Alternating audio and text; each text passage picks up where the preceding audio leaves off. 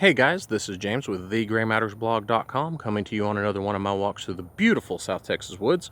Starting out by the river down here for you guys. We're actually now on the dock, which is only just now recovered from the flood we had. Not really like huge flooding, just kind of to low-lying areas like this park.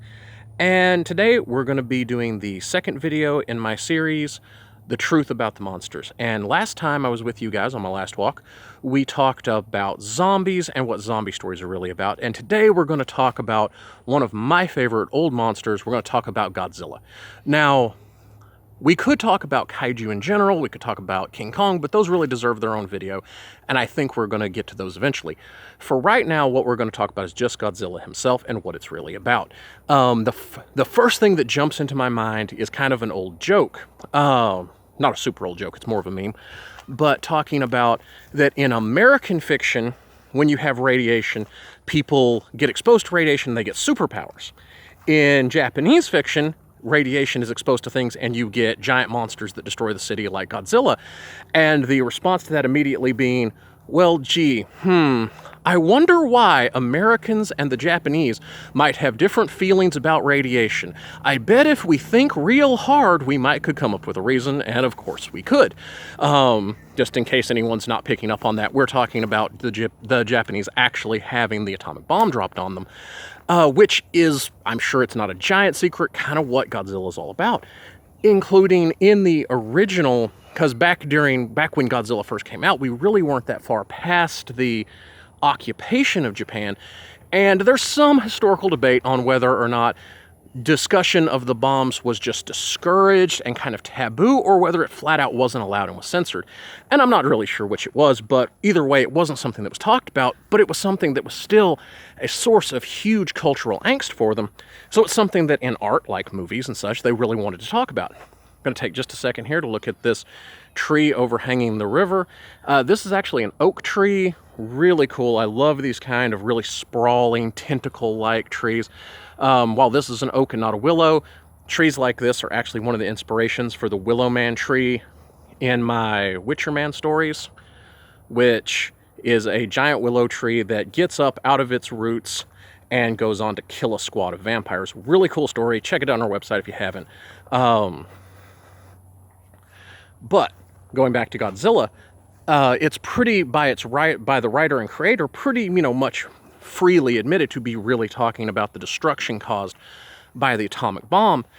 And it was a way to safely talk about it, which is what sci-fi is for. And I'd also like to take that moment to kind of talk about that's how you best use sci-fi. I feel like even people today who watch Godzilla, they get a feeling for what the guy was trying to transmit, for what he was trying to say about war and about these technologies that really shouldn't be unleashed, without it being all tied up with the politics of what he was really talking about. So if we can kind of extrapolate from that if we want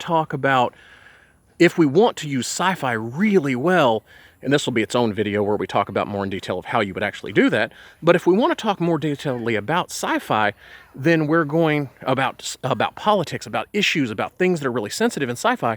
We do it by fictionalizing them.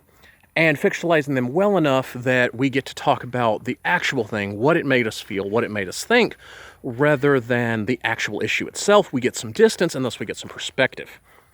In the actual movie Godzilla, in the original, we actually really see that it was about this in a really big way, because a lot of people are like, they know about Godzilla from kind of the cultural zeitgeist, but what they don't really know, most of them haven't watched the original movie. And one of the key plots of the original movie is the scientist that's kind of sort of our main character. He has created something called the oxygen destroyer weapon. And this oxygen destroyer is so dangerous, and it's the only thing that can kill Godzilla, and eventually it does. But he also is hugely concerned about this thing being used as a weapon in general and just being turned into a weapon of war. And in bringing that whole thing up, and he eventually ends up sacrificing himself, and there's the whole thing of trying to destroy the weapon. And just by talking about that, it becomes super, super clear what they're really talking about. And it's just done in such a really cool way. And like most monsters, and we're going to continue discussing this in this series, it's really, the monsters are not about the monsters are about what they represent, and they all represent the fears of our times. We will, get to King Kong, and we'll get to some of these other monster movies like that. We'll cover some other giant monsters, which I mentioned kaiju before, just in case anyone's not familiar with that. It's a Japanese word that I mean, literally it just means strange beast. But in practical terms, what it's really talking about is these giant monsters from this kind of genre where we're talking about kind of like King Kong, kind of like Godzilla and all these guys. And those, I mean, King Kong represents some really interesting stuff and some cultural fears from that time. So we'll get to that. And okay, guys, I'm going to go ahead and wrap it up because I'm running out of video time here on my phone.